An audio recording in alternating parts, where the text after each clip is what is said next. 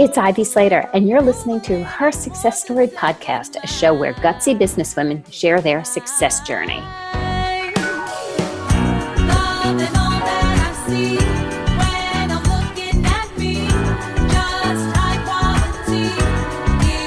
Hello, and this is Ivy Slater. Welcome to today's episode of Her Success Story. Today, I have the pleasure of talking with Mattice. Catherine is the founder and the CEO of Civility Partners. And I'm sure you're going to help me with this pronunciation just because it's me. Civility Partners, I believe. Civility Partners. That's Civility right. Partners. Ooh, thank you. I'm learning from you already.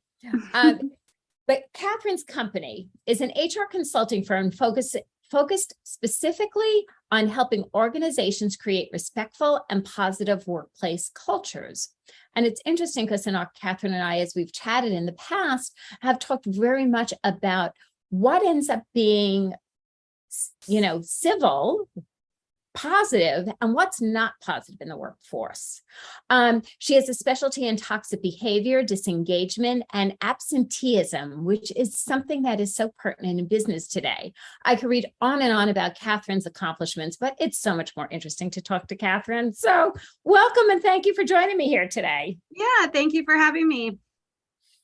So how did you get into this? Let's take a step back before we go forward. How did you get into all of this? What attracted you? What built you into building this company? Yeah.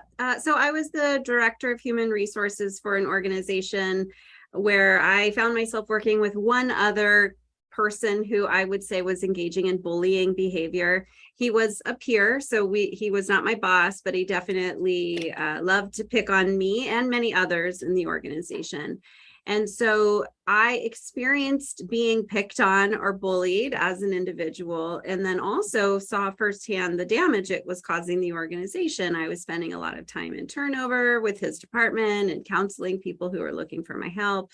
And just the president of the organization would just say, well, that's just how he is. I don't know why it bothers you. Just be the bigger person, and always brushed it off. And I started getting my master's degree while I was working there in organizational communication, and ended up doing all of my graduate research on this phenomenon at work. I was very fascinated. As frustrated as I was fascinated by it. How come 50 people allow this one person to bully all of us, essentially? And so I joke I have a master's degree in workplace bullying, and started Civility Partners pretty quickly after that. And it's been a wild ride. It's been great. In building this company, and you're not a small organization. You have a team of? There's 7 of us. Got it. And you have a massive impact on the companies you're touching and you're reaching. Where do you find some of the biggest issues show up in your clients? Yeah, I'll say, there's so many. Where do I begin? Where do we begin? How long is this podcast? So, one thing that is a big driver for our clients, the one main thing a lot of them have in common is they are seeking our help because they allowed things to get out of hand versus addressing it over time. So, we're Civility Partners, we're turning around toxic work environments, and that's how we market ourselves. So these are not clients who things are great and they want to be better. These are people who have been aware of a lot of problems for a long time and weren't addressing them in the right ways. So that's one key thing that all my clients have in common. Another thing my clients have in common is they've never trained managers and leaders on how to have crucial conversations about behavior.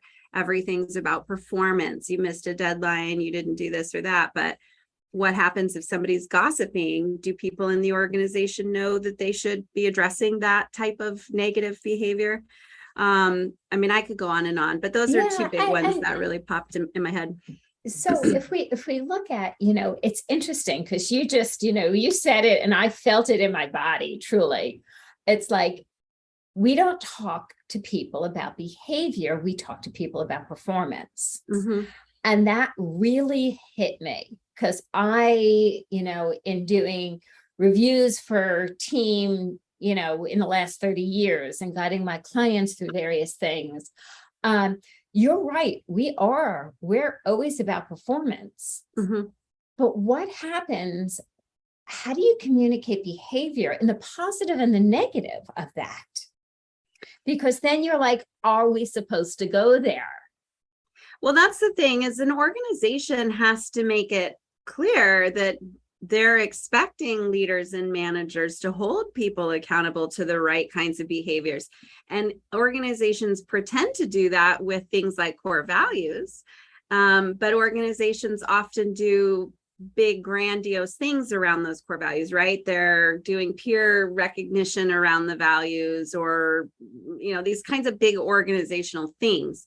But the fact is, if I work in a team where there is not respect, but that's one of the core values, my understanding of the culture is that there is no respect. So it starts with the organization really saying performance is about how you do things and what you're doing. It's not just the what. And also giving managers permission to make mistakes in those conversations. We don't have them because we feel like they're not very tangible. So I'm going to give a great example. I was at a party last weekend, and this woman was talking about how she just moved into being a general manager at a restaurant. And she was telling this group of people I was standing with at the party that this male who worked under her, she had been a peer with him, now she's their boss. He was being fairly insubordinate. He would just straight up say no when she would ask him to do things. I was appalled. We're in a room full of adults, and everyone, she's asking for advice to just cut his hours. Just do this. Ooh. And I'm like, wait a minute. What are you talking about? Why wouldn't she talk to him? Why are you talking about, well, just cut his hours? And then when he asks, say, well, I didn't realize, I'm like, how can you punish him if he doesn't, Right. you gotta talk to him. Yeah. So it's right. like that. And I loved how you just positioned that. I have to say something. I loved how you just positioned that, because you brought out the mom in me. Yeah. Right. And I don't talk about the mom in me all that often, but it just came blazing as you said that, saying, wait a second, that's like disciplining a child, and they have no idea what they did wrong, because and so if we think about it as children, they're like, oh, of course, well, you want to explain it, you want to educate, right? How does this child learn to improve? But we don't think about that in the workplace as adults, of the importance of that communication piece that ties things together. Right. And that's the thing, is that organizations aren't, managers should be having conversations about respect and the expectations in the team, and collaborating on what those expectations are. And then you can have conversations about behavior. So, back to your question, it's easy, using the restaurant as an example. If someone's late, I think for managers that feels very tangible, and so it's easy to talk about. But to say you're being insubordinate to me feels very abstract. But if you've taken the time to set expectations about things like respect and inclusivity and whatever else, then the expectations there are clear too. So it's the expectations, you have to be on time, and also this seemingly abstract stuff is more clear. So where does, when we look at insubordination and things, and because it's getting a lot of play, you're seeing a lot of articles out there on a toxic workplace. Mm-hmm. And, let's be real. I might have owned a business for 30 some odd years, and I did work before that. And I can identify in that time toxic workplaces, Mm-hmm. And again, like that word gets my back up, because it brings back those bad memories from even in my 20s. That was horrific. I remember going to work, and I was an admin, and I worked across, and there were two owners of the company, and I responded to work for one, and the other admin on the other desk worked directly for the other. And then there was a lot of other departments, and it was horrific for her, and horrific how it trickled down into when you talk about culture. Mm-hmm. But where does that, I'll always say, obviously it begins at the top, but in a large organization, it doesn't always begin at the top. Agreed. And then, so I have two layers of questions here. where does it begin? And then what can we actually do about it when we're, when we need to earn a paycheck to pay bills, right? I was a young kid. I needed to pay the rent. I couldn't speak up to my boss because I was afraid that I would get, her alignment would be to the other. Right. So it does start from the top in some ways, in that if, in a large organization, for example, it's helpful if the CEO can make some very clear statements about what behavior they'll tolerate and not tolerate. And that's a way to have it come from the top. In a large organization, it can also come from the top in terms of a director or a manager. And also, I always tell this to my training when I'm, doing training for clients, to the whole room. Every single person in the room at the organization can influence culture, because culture is happening and unfolding in those little nuanced conversations that we have, the little things that we do, the hi as you walk by. It's not the top, the core values on the wall thing. So everyone has the ability to really influence culture. Now, if you're in a negative or toxic culture, some suggestions include being, standing up, being an ally for yourself, making it clear that's not behavior you'll tolerate. And it doesn't have to be don't do that, you horrible person. You can influence conversations or interactions in a positive way pretty subtly. For example, you overhear gossip, which is negative, something we all seem to allow in the workplace. You could just say, hey, maybe we shouldn't be talking about that here. Or hey, I prefer not to participate in that. Or if you hear a microaggression, you can talk to someone about it. So it's, there's lots of ways to influence, but in the end, if you speak to HR about the workplace that you're in and they're not helping you, the answer is to leave. That's the answer, because. And sometimes that's hard to hear. Yes. In all honesty, you want to. Yeah, and I'm feeling like pulled in a couple of different ways. Sometimes you're like, fine, I just have to leave. I can't do anything. But sometimes you have that feeling and you haven't tried. Mm-hmm. Right.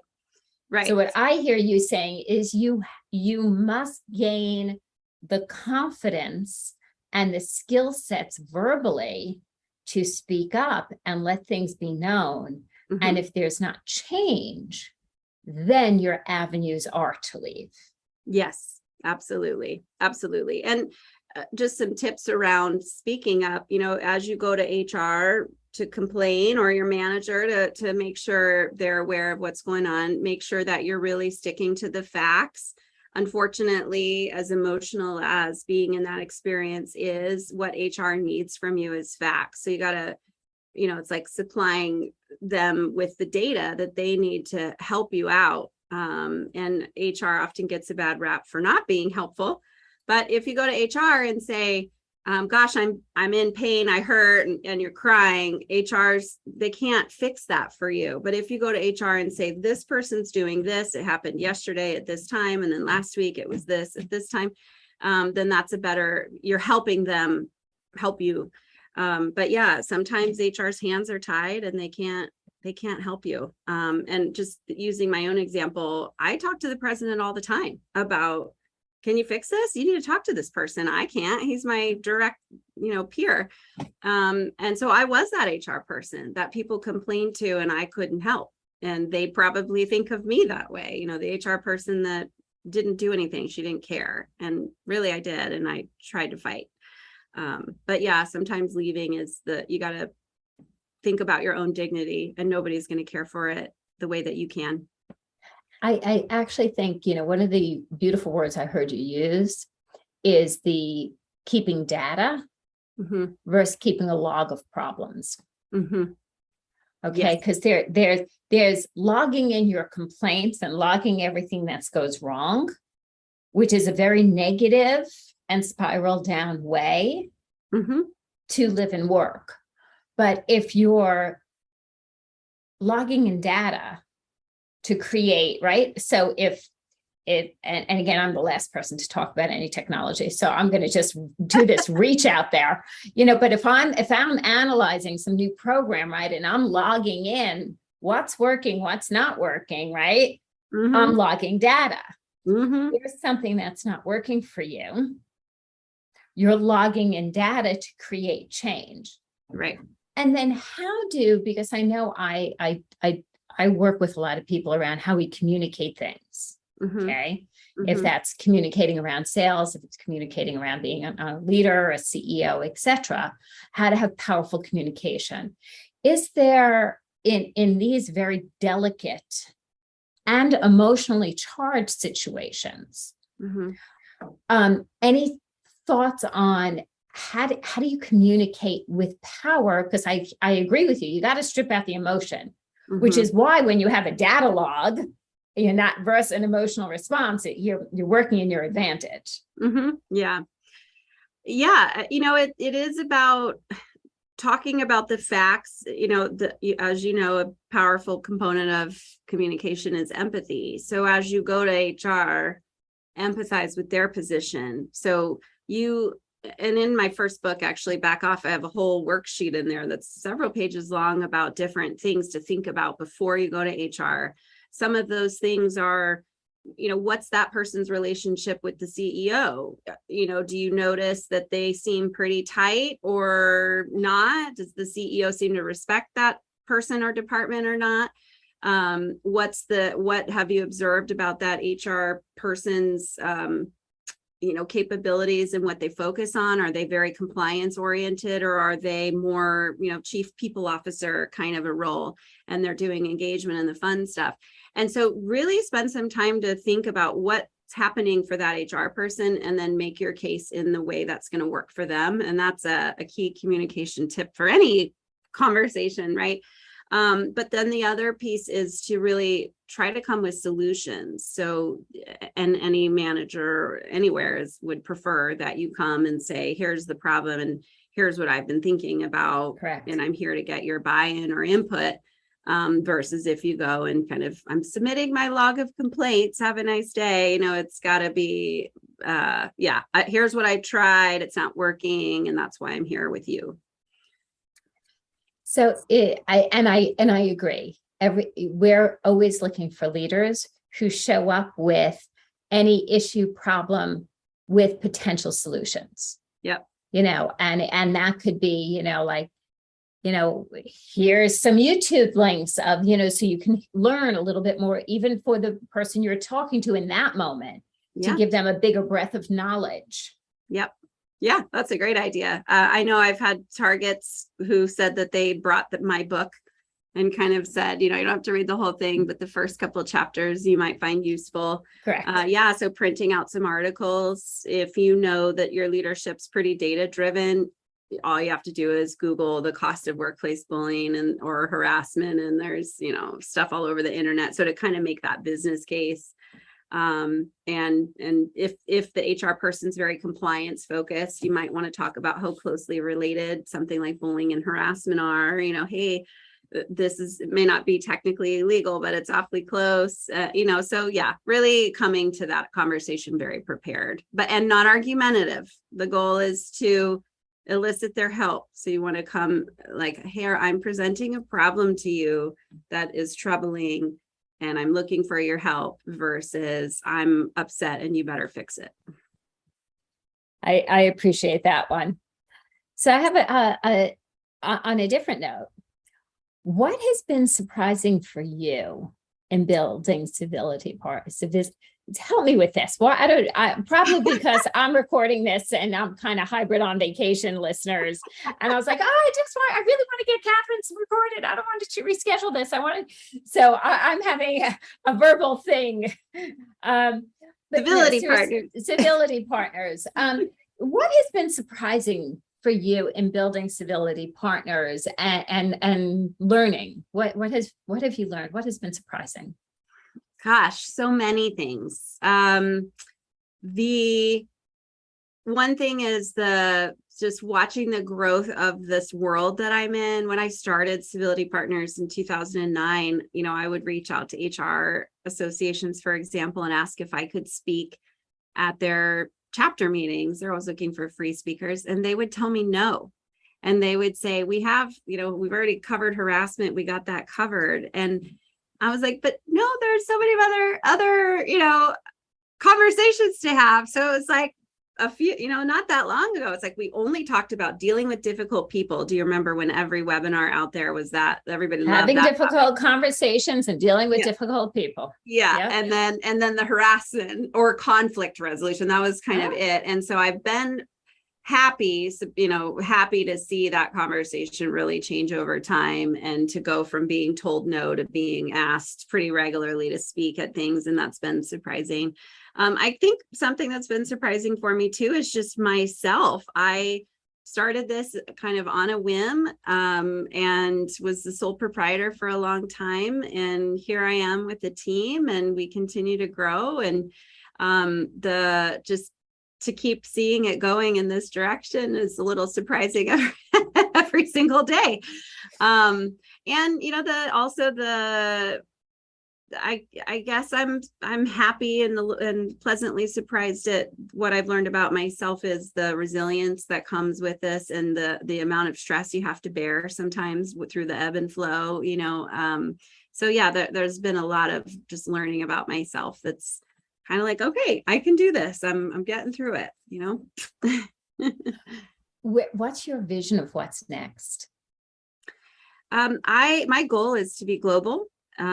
These problems are global problems, and my team is small but mighty. We've already worked internationally. We've worked with companies like Chevron and the military, and we have some clients in Canada. So we're getting there. So my goal is to continue to grow, and my personal goal is to continue to build into being the CEO of the company, and other people are servicing the clients, and we have marketing. And so that's the goal, to build us into a company that has a global reach.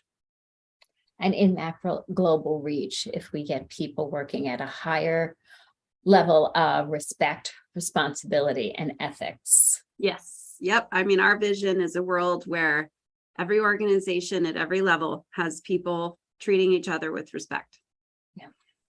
I think that is so important. I respect you and applaud you for taking this on. And I truly don't say that lightly.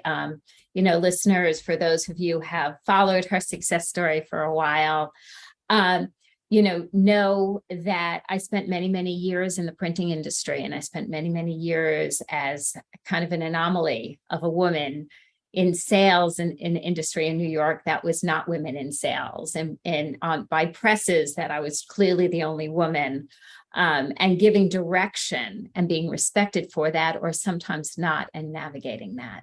So I truly have the huge admiration and respect, and love that you're doing this work, Catherine. Thank you. I'm a little bit out of time. We'll chip away at it. So how can our listeners learn more, follow you, and be in touch? Yep. So Civility Partners is our website. I'm certainly on LinkedIn at Catherine Mattice. I have a ton of courses on LinkedIn Learning. If you have a premium account, I think you can get in there and get access to those.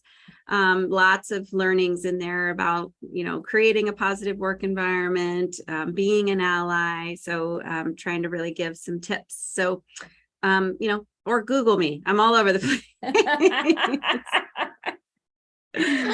And listeners know that all these links are in the show notes, as well as, easy ways to reach out to Catherine. And this is what I say at this point in the show. Take a moment, take a deep breath. Say, what resonated with you in our conversation today? What was meaningful to you? What was your takeaway? What was your biggest aha moment? Take a moment and jot that down. You could do it on your phone. You could do it in the show notes. You can do it on a sticky. Does not matter.